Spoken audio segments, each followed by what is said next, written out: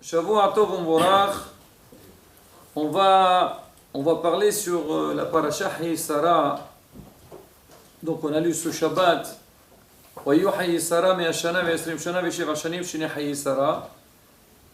Et donc beaucoup ils disent pourquoi la paracha de Hayisara elle était appelée Hayisara. Normalement on aurait dû l'appeler Menahem. La vie de Sarah. Pas la vie, la mort de Sarah. Mitat Sarah. On va parler de son décès. Alors on dit Hayisara. On voit la même chose chez Yaakov Avinu. Dans la paracha de Wayhi. On dit Wayhi Yaakov. Et on dit quand il va quitter ce monde, on va parler de son décès. Et la Torah, donc on appelle la paracha Wayhi. Normalement, il fallait dire Mitat Yaakov. Alors Hachamim, ils répondent, beaucoup de réponses. Et parmi les réponses, c'est pour dire que Tzadiqim b'mitatam niqraim hayim. Donc au contraire, à partir du moment qu'ils ont réussi dans leur vie, alors ils ont fait des bonnes choses, alors ils sont, même s'ils nous ont quittés, alors on considère qu'ils sont vivants. Et là c'est pareil aussi pour Sarah Imenu. Torah dit Hayé Sarah. On va s'intéresser surtout sur l'explication de Rashi. Alors nous déjà, quand on lit Wayu Hayé Sarah, mais Ashana wa Esrem Shana ve Sheva Shanim Shina Hayé Sarah. On sent que la Torah, donc elle a trop détaillé. Combien? Elle a vécu 127 ans. 127 ans, pourquoi? Hayé Sarah, mais Ashana, Esrem Shana, Sheva Shanim. Pourquoi? Rashi, il répond à cette question.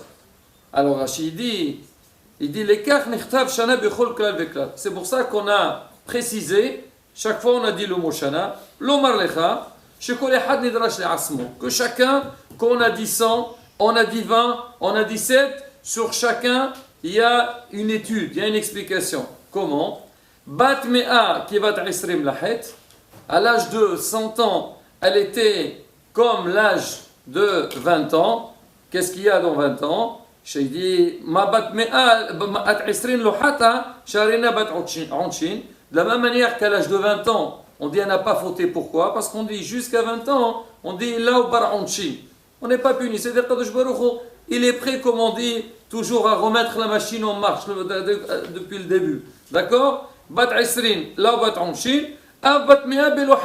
à l'âge de 100 ans, elle n'a pas fauté. Elle n'a jamais fait de faute. Et la fin, alors 7 et 20, pourquoi? Et à l'âge de 20 ans, comme celle, donc une fille de 7 ans pour la beauté. Donc aussi bien comme à 7 ans, elle est belle, à 20 ans aussi, elle était belle. Ça c'est l'explication de Rashi. Donc Rashi dit pourquoi la Torah elle a détaillé.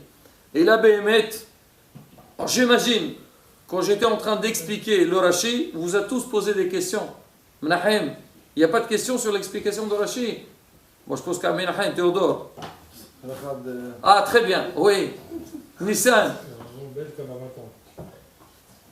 Vous n'avez pas une question sur Amos avec Teder Dochem?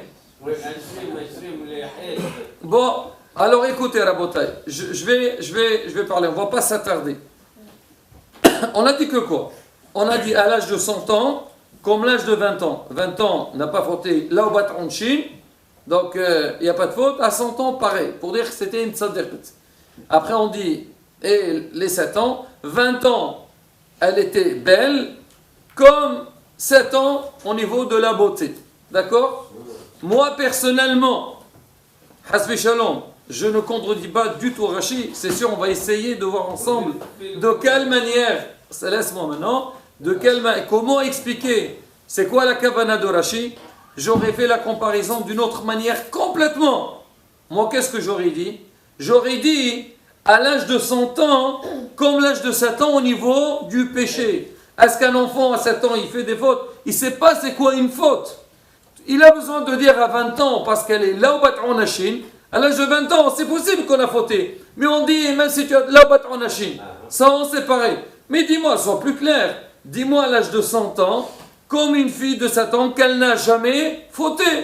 Là, je peux comprendre. Pareil aussi, on veut parler de la beauté, il ne faut jamais saboter avec sa beauté. D'accord? La beauté. Alors maintenant, écoutez bien, on dit à l'âge de 20 ans comme l'âge de 7 ans. Moi j'aurais dit à l'âge de 100 ans comme l'âge de 20 ans. Parce qu'à 20 ans, c'est le moment quand on se fait belle. C'est là où on voit vraiment la beauté de quelqu'un. Et dire, même à l'âge de 100 ans, a priori, donc elle a pris de l'âge, elle change, elle devient, oh bon, c'est comme ça, c'est la nature. Elle est restée comme une belle. Et surtout, on a vu ça. Abraham a vu, quand il est parti avec Sarah, il lui dit, Atta yada'ti, maintenant j'ai su que tu es une femme, que tu es belle. Pourquoi? Il a dit, malgré qu'on a voyagé. Et aussi donc, elle a pris de l'âge, et malgré tout, elle est restée belle. Alors normalement, il fallait dire, Batmea, à l'âge de 100 ans, comme l'âge de 20 ans au niveau de la beauté. Alors, Bémet, il faut comprendre. Pourquoi Rashi, il a pris cet ordre-là? Celui qui veut, on va dire, expliquer Rashi dans un sens simple, il va dire Rashi, c'est pas Hasbi Shalom casser la tête, mais Rashi, il a pris l'ordre de la Torah. On dit Me'a Shana, Aisrim Shana, Vesheva Shanim. Donc on compare 100 avec 20, 20 avec 7. Rashi, il a fait une explication simple sans se casser la tête. Mais malgré tout, nous, on va essayer de chercher ensemble. Certainement, si Rashi a fait cette comparaison, il y a un message derrière tout ça. Et c'est quoi le message? Sa question claire, je pense, tout le monde a compris. Alors maintenant, pour renforcer un peu plus notre question, on va revenir en arrière, à la fin de Parashat Noach. La Torah, elle nous dit comme ça. Voilà. وَيِقْتَحْ Abraham v'Nahor lahim nashim. Abraham et Nahor, ils sont mariés. Shem eshet Abraham Sarai, ou Shem eshet Nahor Milka. La femme d'Abraham, elle s'appelait Sarai. Sarah à la base, elle s'appelait Sarai. Et Nahor, sa femme, elle s'appelait Milka. Bat Haran avait Milka ou avait Iska. La fille de Haran, le père de Milka et de Iska. Donc, au début, tu me dis Sarai, Milka. Après, tu me dis Milka, Iska. Ça a changé, on dirait Sarai et Iska. C'est la même chose, oui ou non?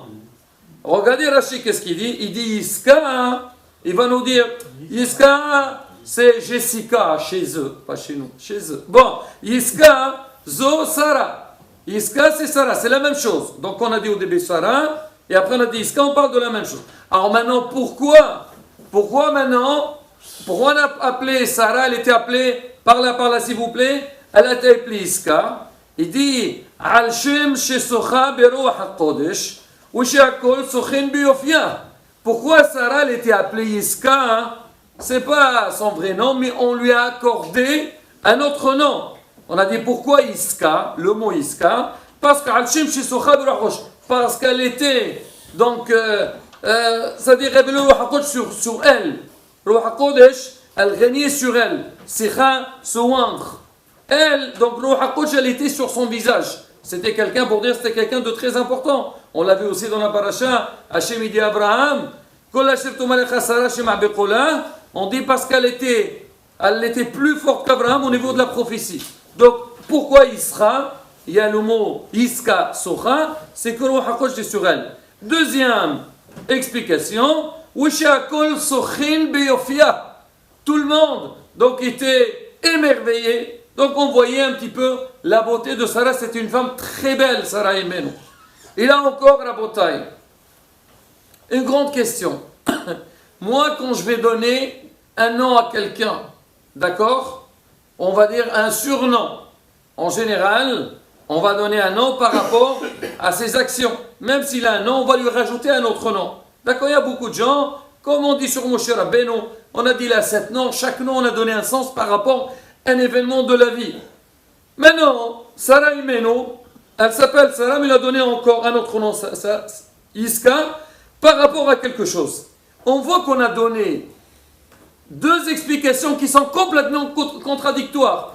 Au début, on parle de quoi? Sochen Beruach HaKodesh. On parle de sa grandeur qu'elle avait, Ruach HaKodesh. Donc, Ruach HaKodesh, c'est quelque chose de quoi? De Kadosh. D'accord? Et après, qu'est-ce qu'il me donne comme explication? C'est pourquoi elle s'appelle Iska? Parce qu'elle était très belle. Mais dis-moi que tu me parles de beauté maintenant. Moi, je parle d'une femme. Si tu veux parler de Sarah pour dire que c'était une femme exceptionnelle, donc une femme qui avait Ruach HaKodesh, arrête-toi là. Qu'est-ce que tu parles de beauté? Quel rapport la beauté avec Ruach HaKodesh? Donc deux noms qui ont l'air d'être complètement contradictoire. Donc, Bémet, il faut comprendre aussi. Là, ça a l'air qu'on dirait à quelque chose de spécial pour la beauté par rapport un petit peu, un lien entre la beauté et l'Akdoucha. Alors, comment on va comprendre? À la beauté, on va essayer d'expliquer ça avec une notion. Il y a, c'est marqué, on sait très bien que l'homme, il est composé par 4 matières. C'est quoi les 4 matières? Tzvi. Le feu, l'eau, l'air et la terre. Hazak ou Baruch, très bien. Donc on dit, on est composé, donc par 4 matières, c'est quoi? Le feu, l'air, l'eau et le sable. C'est quoi ça? Alors on dit en fait ces 4 matières avec lesquelles l'homme il a été créé, chacune elle agit sur l'être humain pour se conduire de telle et telle manière. On dit les midot, ils viennent de là. Et on explique. On dit, c'est quoi le feu? À quoi quand on a le feu, ça donne quoi? Le esh. Non, on dit esh. Alors il y a beaucoup d'explications. Il y en a qui disent le feu, ça donne la ga'ava. Ça donne la ga'ava, l'orgueil. L'homme comme il a, donc on dit, voilà, il se chauffe très vite, il devient l'orgueil. On dit en général, tout le monde quand on parle de feu, on parle de la colère. On dit pourquoi l'homme il est coléreux? D'où vient la colère? La colère vient de la ga'ava, de l'orgueil. Pourquoi tu t'énerves sur lui? Tu dis, oh là là, qu'est-ce qu'il a fait ce monsieur? C'est-à-dire comme si pour toi tu fais pas ça, lui il est tordu. Il sait pas, donc ce qu'il fait c'est n'importe quoi. Donc la colère qu'on a, elle vient d'une ga'ava, vient d'un orgueil. Et là, comment on arrive à avoir donc cet orgueil? À travers le feu qu'Hachem il a mis en nous. Après on a dit quoi? On a le ruah, l'air. On dit c'est quoi l'air? Alors donc quand quelqu'un on dit raconte beaucoup de choses, qu'est-ce qu'on dit chez nous Théodore? C'est un quelqu'un qui parle beaucoup, qui dit n'importe quoi. Hawafar, exactement. C'est de l'air vide. On dit tout ce qui est shekr, hanifout. Donc toute chose qui est liée avec la parole, la mauvaise parole, vient de l'air qu'il y a chez nous. D'accord? Donc cet air-là, voilà, il raconte. On dit c'est du vent ce qu'il raconte. C'est des fois c'est du vent. Pourquoi tu dis que du vent? Le vent il passe. Lui aussi ses paroles c'est comme du vent. Ça c'est la deuxième chose. Troisième chose c'est quoi? On dit maïm. Jams. L'eau. Qu'est-ce qui fait l'eau chez l'homme? Écoutez bien. On dit que les plaisirs qu'on a, donc comment l'homme il a les plaisirs, d'où ça vient? C'est quoi qui pousse l'homme à chercher les plaisirs? On dit avec l'eau. Et c'est pour ça, Rabotai, dites-moi, quand vous allez dans un hôtel, on va dire classe, 5 étoiles, quand vous arrivez, la première des choses, qu'est-ce que vous voyez? La salle de bain. La salle de bain, pas que tu as, c'est opérateur. Donc on voyait le jet d'eau. La piscine. Pourquoi le jet d'eau? Après on arrive à la piscine, Gad. Après on arrive à la piscine. Écoutez-moi, Hacham, écoutez-moi bien. Écoutez-moi bien. Dès que tu arrives, la première des choses, on essaye, que ce soit dans les hôtels ou que ce soit dans les endroits même publics, qu'on veut que les gens ils arrivent, on met de l'eau. D'accord? Pourquoi? Ça fait plaisir. Quand vous arrivez à l'accueil, vous allez faire le... Comment on dit? Le check-in. Tu vas entrer dans l'hôtel. S'il vous plaît, quelle chambre vous me donnez? Je veux vue mer. Oui ou non? Nahem. Toujours vue mer. S'il n'y a pas la mer, vue Piscine. gros mer. Non, piscine. Alors, d'accord, sinon tu veux piscine. C'est-à-dire quoi? Toi, tu veux que... Toi, tu vas en vacances. Tu veux avoir le calme, tu veux le plaisir. Il donne la bouteille d'eau. Regarde, justement. Écoute, quand quelqu'un, il est, on va dire, il est un petit peu, voilà, il jette de l'eau sur lui. Ça rafraîchit. Donc l'eau, donc lui, c'est une base à donner les plaisirs. Ça, nature. Oui ou non? Il y a une halakha qui dispose quand on boit de l'eau, il faut se détourner. Il ne faut pas boire de l'eau devant la personne. Pourquoi? Aïnara. Non, il paraît que quand on boit de l'eau, on se met à nu. Ah, bon, d'accord. Hazard. Mais en tous les cas, on dit que l'eau qu'Hachem il a mis en nous, donc c'est une source de recherche de plaisir ou d'avoir du plaisir. Maintenant, la quatrième, c'est quoi? C'est quoi la quatrième, on a dit? La terre, le sable. On dit c'est quoi? La hawa, on a dit non, c'est le vent. On dit le sable, c'est quoi? On dit ça, Hazard, deux choses. Première chose, c'est atzvut, la tristesse. L'homme, si l'homme il est triste, il faut savoir la tristesse, le aleno que l'homme il a, ça provient du sable qu'Hachem il a mis en nous. D'accord? Ça, la tristesse. Et aussi, comme il a dit Gant, atzlut. Atzlut, c'est quoi? C'est la paresse. Un homme, comme on dit, et ça encore un beau hidouche que j'ai entendu de Mourel Arav Goubit Sadoun. Je me rappelle, alors lui, quand il arrivait à la yeshiva, toujours, il regardait les élèves, qu'est-ce qu'ils font, comment ça marche et tout. Et bon, c'est très bien, des enfants, vous passez à côté d'une école n'importe où, surtout au moment des récréations, qu'est-ce qu'ils font les enfants? Et ils jouent seulement. Ils sautent, ils font du bruit, d'accord, ça bouge dans tous les sens. Alors le Rav, il dit comme ça. Il dit un principe. La tqul l'zghir aq'ad, ou la l'kbir qum. Ça veut dire quoi? Ne dis pas à un enfant, assis-toi, ni un grand, lève-toi. Un vieux, un grand, un aussi, hatta qu'on est encore jeune, d'accord, tu es assis, allez, viens, viens. Oh, s'il te plaît, encore un petit peu, 5 minutes. Alors que le petit, tu dis, assieds-toi, mais arrête, pourquoi tu bouges? Reste, assis-toi. C'est quoi? Regardez l'explication à Rabotai. C'est le Rav. Il a dit, c'est normal. On dit, l'homme, il provient d'où? De la terre. Et à la fin de sa vie, il va où? À la terre. Il dit, quand un enfant, il est né, donc il vient de la terre et il monte vers là-haut, c'est-à-dire dans la vie. Et quelqu'un, quand il prend de l'âge, à la fin de sa vie, c'est quoi? Il va revenir. Il dit, l'enfant, puisque lui, il sort de la terre et maintenant il grandit, il pousse, alors il monte, il est toujours vers là-haut. Alors que celui qui est grand, donc il a la mishicha, il est tiré vers le sol, vers la terre. Il dit, c'est pour ça que la nature de l'homme, quand quelqu'un il est petit, il veut tout le temps sauter, bouger, mais quelqu'un qui prend de l'âge, il a plus tendance d'aller vers le bas. Donc on dit c'est ça, le sable qu'Hachem il a fait en nous, il l'a fait, donc en vérité, donc cette matière qu'elle est en nous, c'est qu'elle peut pousser, initier la personne, donc hasbi shalom, soit vers la tristesse, soit vers la paresse. Alors maintenant, si, en entendant tout ce que je viens de dire, est-ce que vous trouvez qu'après 120 ans, l'homme il arrive en haut, et Hachem il va le juger, il va lui dire, dis-moi, pourquoi le matin tu ne voulais pas te lever pour aller à la synagogue? Qu'est-ce qu'il va répondre? Vous avez des réponses prêtes? Moi j'ai une réponse. La réponse est simple. Hachem, tu as mis en nous le sable. Tu as dit le sable il met la paresse. Je suis paresseux. Oui, je suis paresseux. Pourquoi tu es paresseux? C'est pas de ma faute.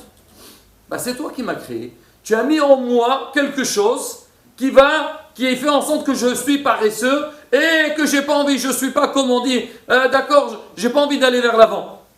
Pourquoi tu es coléreux? C'est de ma faute. C'est la faute de qui, Nissan? Du feu. Du feu. C'est pas de ma faute. Pourquoi tu fumes? C'est le feu, c'est pas moi. D'accord? C'est pas de ma faute. Hachem, tu as suivi tes plaisirs. J'ai suivi mes plaisirs. Mais c'est toi qui as fait en sorte. Tu as mis l'eau en moi pour que moi j'aille faire. Donc tous ces plaisirs, c'est ta'anougim. Donc c'est une grande. Cette réponse, il ne faut pas l'oublier. Il faut la garder avec soi après 120 ans pour répondre.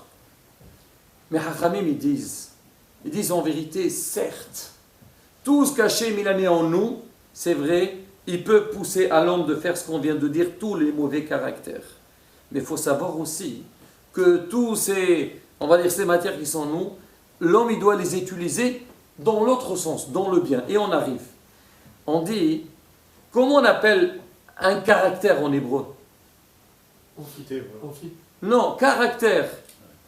On dit, je veux travailler mon caractère. Milot. Midot, Hazak ou Baruch.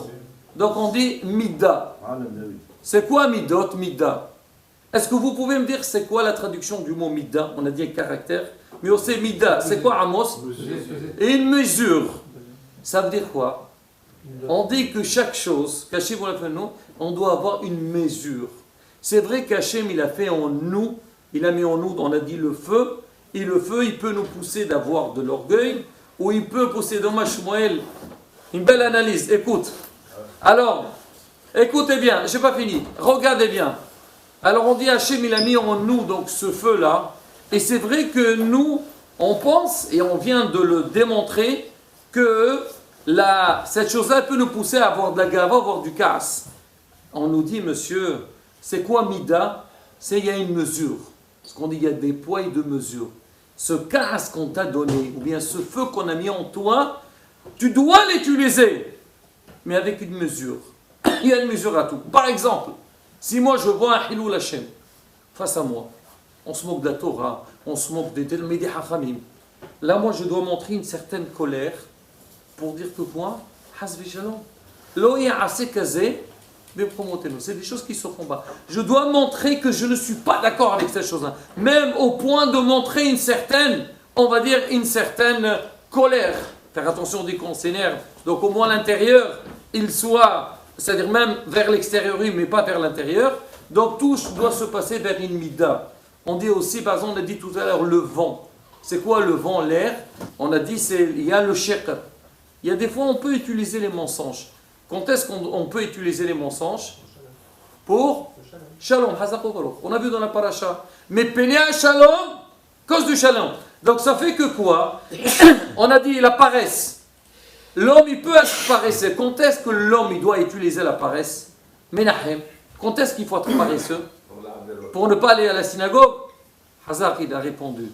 C'est que si moi je vois, par exemple, une équipe, une bande, qui me dit, viens, on va aller faire, leur allez-nous, il a faire quelque chose de mal, là, vas-y, Hachem, il a mis en toi, donc le sable, alors le sable, il peut t'aider d'être paresseux, là, tu dis, je ne peux pas, je suis fatigué, je ne peux pas aller.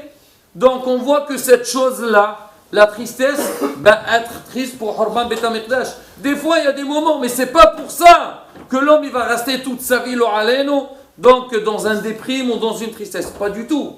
Donc toutes les choses qu'Hachem il a mis en nous, tout ce qu'il a mis en nous, il a fait, l'homme il doit l'utiliser comme par rapport aux besoins. Donc toutes ces choses-là qui peuvent normalement pousser l'homme à faire des choses qui ne sont pas bien, moi je veux les prendre, je vais les utiliser, mais pour le bon sens. Là, Rabotai, donc j'ai fait une petite démonstration des matières qu'Hachem l'a fait en nous. Et là on va arriver à répondre aux questions qu'on a demandées au début. On a dit Sarah et Menou, comment elle a été appelée? On lui a donné, elle a été appelée Yiska. On a dit c'est quoi Yiska? Rashi, il a donné deux explications. On a dit Socha Beru HaKodesh, donc elle était ointe par Ruh HaKodesh pour parler de la Kedusha. Et d'un autre côté, on a dit Shakol Sochin Beyofia. Donc tout le monde était émerveillé, donc on voyait c'était une femme très très belle.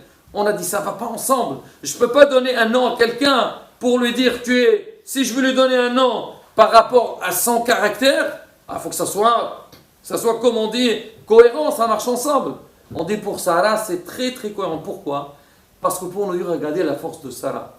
Sarah aimait malgré la grande beauté qu'elle avait, elle est arrivée à voir Ruh HaKodesh. A priori, quand une fille ou une femme, Baruch Hashem, elle a mérité, elle est née dans ce monde elle est belle. C'est pas de sa faute. Elle est Hashem, il a créé, encore au contraire. C'est une ma'ala, c'est un shevah. Mais la force, c'est où la force? C'est la force que malgré donc cette chose-là qui peut, hasbi shalom, m'induire, me pousser à faire des choses qui ne sont pas bien, moi malgré tout je travaille sur moi et je deviens quelqu'un d'important. Alors quand quelqu'un, il est beau, et malgré tout, une fille, on va dire, une fille qui est très belle, et malgré tout, elle est tsni'out, elle fait attention, hasbi shalom, de ne pas transgresser les choses qui sont contre la Torah. Est-ce que ça là, c'est une tzaddik ou c'est pas une tzaddikette? Elle est exceptionnelle. Et elle n'est pas belle, eh ben, qu'est-ce que tu veux? Au moins, Et prends-moi, cherche les bonnes choses, au moins quelque chose. D'accord? Donc ça c'est une grande ma'ala pour Sarah et Menou. Justement, on a donné le deux noms. On a donné Sarkhabiru Hakodesh et on a donné à Kol Sokhin Bioufia. Elle était très belle, malgré la Biru Hakodesh. Maintenant, Rabotai, on va arriver à la question de départ. C'était quoi la question de départ? On a dit comment Rashi il fait une telle comparaison. Et il a dit, Rabotai, on va finir. Alors, on a dit comment on fait une telle comparaison. On a dit, Mea Shana, Aisrim Shana, Veshevar Shanim. Pourquoi on a découpé en 3? 127. Rachid a dit 100 ans quand 20 ans. Quand 20 ans, l'Abat Onashim n'a pas fait de péché. À 100 ans aussi, elle n'a pas fait de péché. On a posé la question, il fallait dire 7 et 100. D'accord? 7 ans, il n'y a pas du tout de péché. Et à 100 ans aussi, elle n'a pas péché. C'est pas, elle n'a pas fait de péché parce qu'elle est moins que 20 ans, elle n'a pas l'Abat Onashim. Mais pour nous dire, regardez la force de Sarah Imenu. Sarah Imenu, 20 ans. Quand normalement quelqu'un a l'âge de 20 ans, donc il a tout son Sarara pour faire toutes les bêtises. Elle était à 20 ans comme une femme de 100 ans. À 100 ans, on n'a plus des Sarara. Quoi? Elle s'est mariée, Batali Braske, après. Écoute, après, c'est pas grave, je te dirai tout à l'heure. Mais restons sur la question, écoute. On dit, Rachid vient nous dire, comme à l'âge de 100 ans, elle n'a pas fait des fautes, elle n'a pas fait de péché. Elle les a pas faites, pourquoi les péchés? Nous on aurait dit, parce que l'homme il n'a pas du tout de force, il n'a aucune tendance de faire des péchés. Alors on dit à l'âge de 20 ans, elle a réussi Sarah et Menou. À l'âge de 20 ans qu'a priori il y a toute la ferveur et donc les plaisirs de ce monde et vouloir faire des choses qui ne sont pas bien. Non, elle a réussi à travailler sur elle-même comme si c'était vraiment une femme de 100 ans. Donc, vraiment, aucun lien, aucune tentation vers les Averot. Ça ne veut pas dire qu'elle ne pouvait pas faire. Si, mais elle a su comment travailler sur soi-même. Ça, c'est la première. Après, on a dit, à l'âge de 20 ans, comme l'âge de 7 ans, pour la beauté. Et alors, c'est quoi cette comparaison? 7 ans qu'on veut parler de beauté, on aurait dû dire, à l'âge de 100 ans, elle était aussi belle qu'une jeune fille de 20 ans. Mais quoi, 20 ans comme 7 ans? Regardez Rabotai. De la même manière que si on va voir une petite fille à 7 ans, est-ce qu'elle a des khlal dans la tête, une idée de vouloir faire, c'est-à-dire la beauté ou chercher des choses qui ne sont pas de sinon. 7 ans, elle ne comprend rien. On dit qu'elle, à l'âge de 20 ans, comme une fille de 7 ans. Ça veut dire quoi comme une fille de 7 ans? C'est qu'elle ne cherchait rien du tout. À 20 ans, elle aurait pu se montrer, elle aurait pu montrer sa beauté et tout, mais non, comme une toute petite fille qui est jeune, 7 ans, qui n'a rien du tout. Et on dit, Bémet Hakhamim explique, on dit, et tout le monde peut le témoigner, on dit, c'est quoi la vraie beauté de quelqu'un? Dites-moi, on peut voir quelqu'un de très beau, mais quand on voit un petit enfant qui est beau, est-ce qu'on l'admire plus quelqu'un qui est grand et qui est beau ou pas? C'est vrai, la beauté d'un grand, elle peut être attirante et tout ce que vous voulez, mais tu vas voir une beauté sur un enfant, donc c'est comme on dit, c'est quelque chose de encore plus beau. Et c'est ça la vraie beauté. Alors on dit, c'est ça la comparaison. C'est 20 ans comme 7 ans, pour dire que Sarah et Menou, donc même qu'elle était à l'âge de 20 ans, elle n'avait pas ce problème-là, Hasve Shalom, de penser à des avérotes ou chercher ou bien montrer sa beauté comme une fille de 7 ans. Donc, on peut bien expliquer cette idée de Sarah Imenu. Et ce que Rachid a expliqué, c'est pour nous dire c'est ça la force. La force de Sarah Imenu, c'est que ça soit je suis dans une situation que j'aurais pu faire des choses. Alors, je peux être tenté à faire des choses qui ne sont pas bien. Pas du tout. Alors, on a dépassé toutes les limites et tout passe à côté. Et c'est ça, Raboudin, c'est un grand message. On dit Sarah Imenu, on l'appelle Sarah, la mère, l'éducatrice. Quoi l'éducatrice? Elle a su transmettre. Dans la Torah, alors pour ceux qui savent, on a lu les parachiotes. Est-ce qu'on a vu Sarah parler une fois dans toute la Torah? Amos, toi tu lis toutes les semaines la paracha. Est-ce qu'on a vu Sarah parler? Elle a rigolé. C'est vrai qu'elle s'est allée le film. Que la choméa, il s'arrête vite. Ça, c'était par rapport à ça. Mais sinon, on l'a vu une fois. Quand on l'a vu chez Abraham, il a dit, écoute, Ishmaël, je ne veux pas qu'il reste avec mon fils. Garesh Amazot Vetbena, qui lo irash ben Amazot et ben Ishaq. Ça ne m'intéresse pas. Ça ne m'intéresse pas. Ça ne m'intéresse pas qu'il reste avec. Donc c'est quoi? Donc le modèle.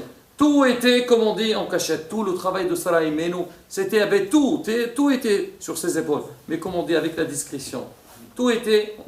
Mais là, quand il a fallu agir, il fallait parler. Elle a vu que Hasbe Shalom, son enfant, il peut être perturbé, il peut être influencé par Hasbe Shalom, quelqu'un de mauvais.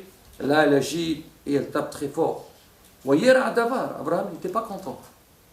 Quoi? Comme ça? De Sarah. Quand Sarah lui a dit Garesh Amazot Vetbena, renvoie-le, ça l'a dérangé Abraham. Après tout, c'est son fils. Et Agar, c'est sa femme. Alors il appelle Hachem. Il dit qu'est-ce que je fais? Il dit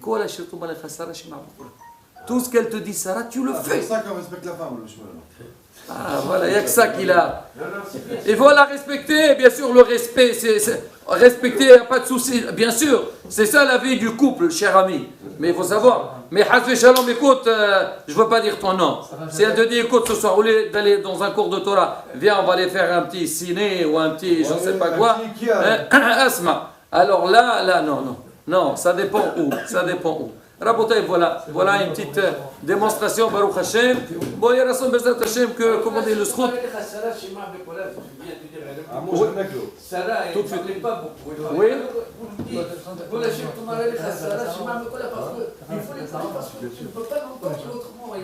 Ah, c'est-à-dire faire exactement ce qu'elle te dit. Allez, Hazak ou Baruch.